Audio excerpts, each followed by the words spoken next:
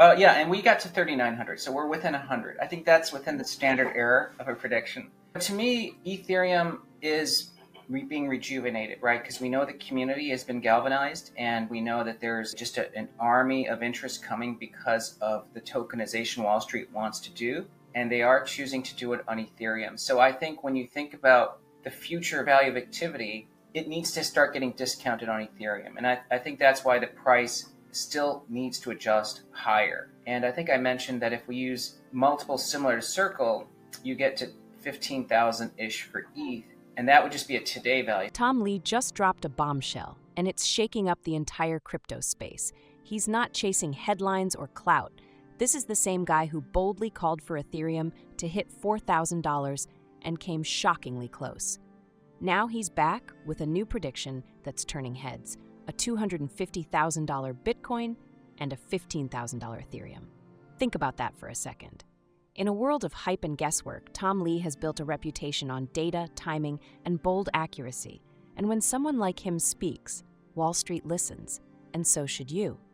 The buzz isn't just noise this time. There's real momentum behind what he's seeing. And if he's even halfway right, this next bull run could be unlike anything we've seen before. So what exactly did he say? And more importantly, why is he so confident? Stick around, because we're unpacking all of Tom Lee's latest insights, and you'll want to be ahead of the curve before the crowd catches on. If you're new here, welcome. We drop fresh Bitcoin and crypto insights every single day. So do us a favor. Like this video, leave a comment with your Bitcoin and Ethereum predictions, and don't forget to subscribe. Let's dive back in. So I think ETH is still undervalued, but we also know, just from a trading perspective, look, there's a lot of people who think ETH has become sclerotic, like it's a stale layer one. There's more things happening on Solana or Sui, but the reality is that ETH is a legally recognized blockchain operating within the US, and it's never had any downtime. I thought it was so interesting that Vitalik on the 10th birthday of Ethereum notes zero downtime. That matters to Wall Street. I actually think that's almost a little bit of a hat tip to Wall Street, because banks care about zero downtime. But again, as you know, there's people who have a pair. They like something else and they're short ETH. So I think 4,000 is a line in the sand. But to me, it's just a matter of time. I know that you're very bullish on ETH. That you just said it's just a matter of time. But let's look at the bear case. What happens if we don't get to that $4,000 level? I don't think it's critical. I think it's like someone who just months ago would have said, well, Bitcoin can't hold 100,000. How many people said that Bitcoin wasn't going to hold 100,000 because one, there's nothing supporting it, or there's no new buyers behind 100,000. But guess what? Bitcoin's 120,000 now. In fact, I think that there's plenty of new buyers for ETH above 4,000. So to me, I think 4,000, if someone's thinking that that's like a level of resistance that represents something super meaningful, to me, I think it's paper. I was reading an article that quoted you recently, had you describing the recent market rebound as the most hated V-shaped bounce in history. Can you just unpack that a little bit for me? I think every bounce since COVID has been a hated bounce, because if someone was personally realistic and introspective, they didn't believe we could recover from that initial COVID decline because the world economy shut down. And then when stocks tanked because Fed Chair Powell initiated the fastest rate hikes in history and stocks tanked in 2022, I know that every one of my institutional investors said, Tom, there's no way stocks can come back. Not every, but most, because they said the Fed is trying to engineer a recession. So those two rallies were very hated. This rally, because stocks tanked because of tariff Armageddon.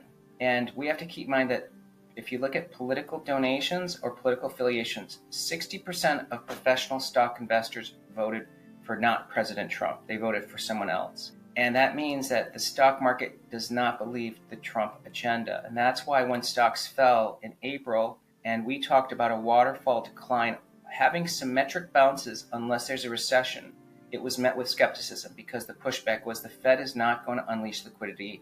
So there's no way you're going to get a V-shaped bounce. Well, we got a V-shaped bounce. In fact, that is consistent with history. And I think what makes people really hate these rallies is that since the end of 2019, economists have become very important voices in macro decisions for correct reasons. Economists help you decide how an economy behaves when you shut it down, or how you deal with inflation, or how you deal with tariffs. So they are obviously are important voices. But when economists start to tell you that you have a recession and therefore you shouldn't own stocks, keep in mind economists have predicted like 13 of the last 3 recessions. So I think that has made this the most hated rally. And that's why, of course, once we broke to new highs, stocks have been levitating, and there's still a lot of cash on the sidelines. That whole analog applies to Ethereum, by the way. You just said we're going to see a lot of new buyers above the $4,000 level when it comes to ETH. What do you think when it comes to Bitcoin? Yeah, I think Bitcoin has now become accepted enough that it's part of people's steady buying. I think there's plenty of now traditional finance investors stacking Bitcoin, and they're buying it every month. And I think that's why it's holding steady here. And to me, for Bitcoin really to make its next quantum move, I do think it's dependent on global liquidity. And so the Fed, as you know, is on hold. But if their next move is to hike, then the entire stock market really is going to have to fight through that. It won't necessarily decline, but it has to fight that. And the Fed argument there would be, well, the economy is so healthy, I should be raising rates. But the reality is, at this point in the cycle, the Fed should be easing. It's a question of when. And if they begin easing in the fall, then I think that's going to coincide with Bitcoin making a step function higher. And I still think 200 to 250,000 is possible. 200 to 250,000 by the end of the year. After I spoke to you, Rick Edelman joined me on the show. His prediction was 500,000 by 2030. It feels like yours might be a little bit more bullish than that if we look at the next 5 years. Yeah. I mean, in some ways, I think Rick's probably has a range of numbers. I'm sure 500,000 is just one of the realm of possibilities, because if Bitcoin gets to 500,000 and we're talking 5 years from now, gold's network value probably is close to 27, 28 trillion. So he's just saying Bitcoin will be valued at 1/3 as digital gold, merely as digital gold. And so I think that's conservative. I mean, I think it won't take 5 years for Bitcoin to supplant the network value of gold. So that's why I think when you see somebody like Cathie Wood at ARK predict over $1 million for Bitcoin, that to me 5 years from now makes more sense. There's been an update there. Bitmain recently approved a $1 billion stock buyback program that was approved by the board. Talk me through the strategy behind this. Well, Bitmain's strategy, and by the way, Bitmain, the goal and the sort of near-term sort of target is for the company to acquire 5% of Ethereum, because we think that there is a lot of network value and alchemy that happens at 5%.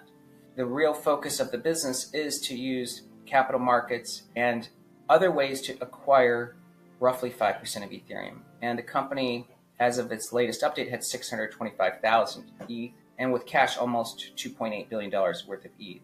But there are going to be times where the stock might actually be at a level where the best use of capital is to buy back shares. Now, I don't think it's prudent for the company to say this is the price where that would happen or when we're doing it. But it is a toolkit. And of course, Bitmain has plenty of liquidity available because the company has no debt. Or I think the legacy has like $1 million of debt from its last NQ, but it really is essentially a debt-free company. Are you able to tell me a little bit more about what signals tell you it's time to prioritize a buyback over accumulating more ETH? What goes into that decision-making process? Well, I really shouldn't be more specific than that, because I think I want to stick with what is in the press release, but that really gives everyone pretty good information. All right, and Tom, the last thing I want to hit with you, we're starting to see some of those Q2 earnings reports coming in. What are you watching when it comes to crypto equities when we look at the Robinhoods, the Circles, the Coinbase? What's standing out to you?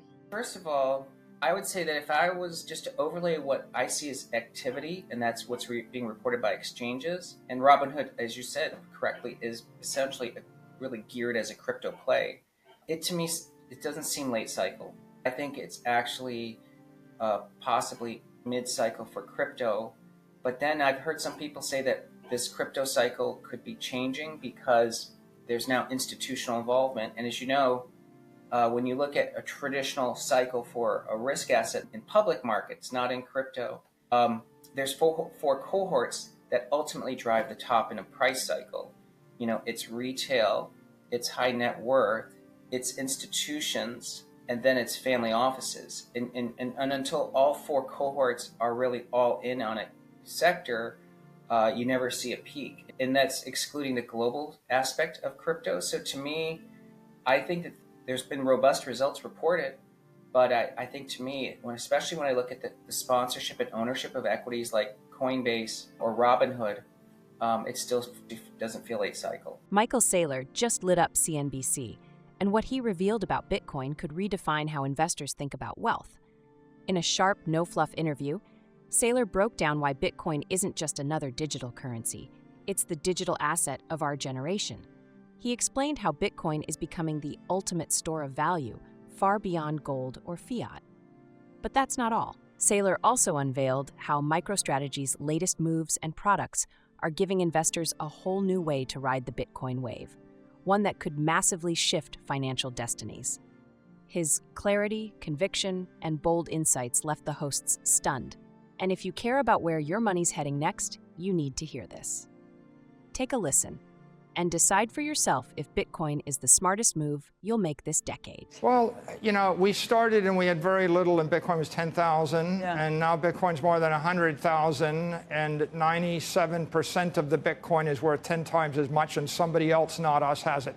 Right. So as a practical matter, what we're doing is we're monetizing and powering up this. I totally get it. I just mean, if you owned all of it, would that change the entire behavior of Bitcoin? Yeah, we wouldn't want to own all of it. We want everybody else to have their piece. The nice thing there is there's 160 companies that are capitalizing on Bitcoin in the public market, up from about 60 last year. So the Bitcoin treasury movement's exploding. And companies like MetaPlanet in Japan and Capital B in France and Smarter Web in the UK. And then there's a raft of them in the US, Anthony Pompliano's company, and 21. They're all capitalizing. The big idea is I take digital capital, I issue digital credit, and a digital credit instrument can either be longer duration or it can be higher performance. We're offering 9% dividend yield with Stretch. The average money market's 4.2% dividend yield. No one would ever want to give a 9% perpetual yield in a bond that's backed by real estate or backed by gold or backed by any conventional fiat asset. But we're investing in Bitcoin, and my 20-year forecast for Bitcoin is 30% a year ARR. Here's the way to think of it. Bitcoin is a digital commodity. It's about 50 volatility, 50 ARR, and you want to hold it forever, a 50-year duration asset. Okay. If you want amplified Bitcoin, MSTR, the equity, is amplified Bitcoin. People want 2x Bitcoin exposure. The options jockeys love this. The derivatives traders love this. If you want structured Bitcoin, that's Strike, STRK. We give you like the 80% of the upside, and we give you 20% in a structured dividend, and then we give you principal protection. That's for people that would prefer to invest in hedge funds or S&P indexes. But you're using the proceeds to buy more Bitcoin. You just keep adding on to how much Bitcoin you have. And your average price is what, 73,000? Yeah, we'll sell a credit instrument like Strike, and we'll buy Bitcoin. So we're taking the volatility and the duration and the upside for our equity investors, and we're giving a structured instrument to the credit investors. Now, Stretch, which is our latest IPO, and I think the most exciting product, it's like treasury Bitcoin. It's for someone that wants monthly dividend, they want principal protection, they want the lowest volatility, they want a high yield savings account, and it kind of competes with money markets or with treasuries. And so what the company has done is we're taking this pure digital capital asset that's got a lot of performance but a lot of volatility, and we're refining it into securities that conventional investors can buy depending upon their risk tolerance and their duration. And that's a wrap on today's breakdown. Tom Lee's bold Bitcoin and Ethereum prediction, Michael Saylor's MicroStrategy stock making waves and surprising Wall Street. There's a lot to unpack. So what's your take? Are we really heading toward a 250K Bitcoin? Is Ethereum about to explode? And is MicroStrategy the sleeper stock no one saw coming? Drop your thoughts in the comments. I'm genuinely curious to hear where you stand. And hey, if you got value from this, hit that like button. It helps more than you know. If you're new here, don't forget to subscribe. We drop sharp, no-fluff crypto insights every single day to keep you ahead of the curve. Thanks for watching. I'll see you in the next one.